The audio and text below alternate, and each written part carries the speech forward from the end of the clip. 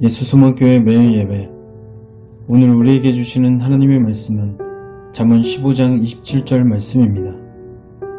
이익을 탐하는 자는 자기 집을 해롭게 하나 뇌물을 싫어하는 자는 살게 되느니라. 아멘.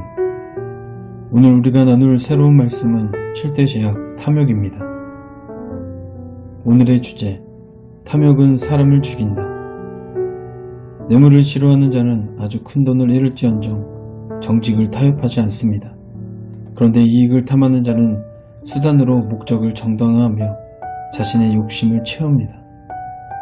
탐욕은 거짓이나 뇌물을 동원해서라도 큰 돈을 벌 수만 있다면 못할 것도 없지 않는가라고 우리에게 속삭입니다. 탐욕에 이끌리는 사람은 부정직한 재정거래를 어떻게든 합리화하는데 이때 자기 집이나 가족에게 이익이 된다는 말보다 더 그럴싸한 구실은 없습니다. 하지만 이는 망상입니다. 자고로 탐하는 자는 사칭과 뇌물과 거짓이 탄로나는 순간 오히려 자기 집을 해롭게 함을 알아야 합니다. 재정 문제에 늘 정직하고 신중한 자가 결국 살게 된다는 본문의 말씀은 이러한 지혜를 주고 있습니다. 즉 비리가 발각되면 경제적 재앙뿐만이 아니라 자기 가정을 피폐하게 만들며 타살 혹 자살까지 부를 수 있습니다.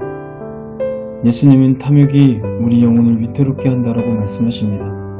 바울 또한 똑같이 덧붙여 이야기합니다.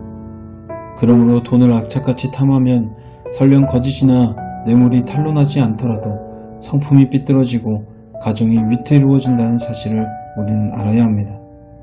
반면에 누군가 알아주지 않더라도 정직과 섬김을 이익보다 앞세우는 사람은 풍성한 은혜와 자유 안에서 기쁨 가운데 살 수 있게 됨을 깨달으시기를 주님의 이름으로 축복합니다.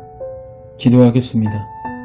주님, 세상에서는 방법에 상관없이 자신에게 이익만 있다고 하면 무엇이든 하라고 말합니다. 그러나 예수님을 믿는 사람으로서 저를 돈 문제에서 절대적으로 정직한 사람이 되게 하여 주시옵소서. 예수님의 이름으로 기도합니다. 아멘.